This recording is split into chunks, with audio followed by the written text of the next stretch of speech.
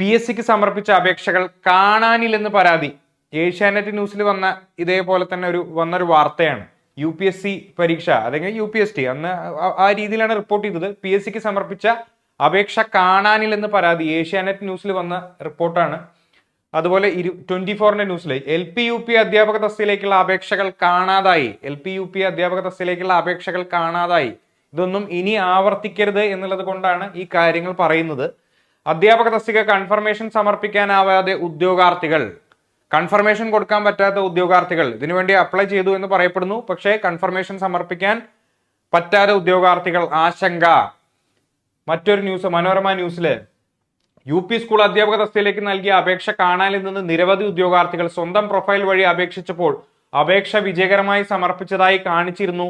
പരീക്ഷാ തീയതി പ്രഖ്യാപിച്ച ശേഷം പ്രൊഫൈൽ പരിശോധിച്ചപ്പോൾ ഇത് കാണാനില്ല. പ്രതിസന്ധിയിലായി നിരവധി ഉദ്യോഗാർത്ഥികൾ.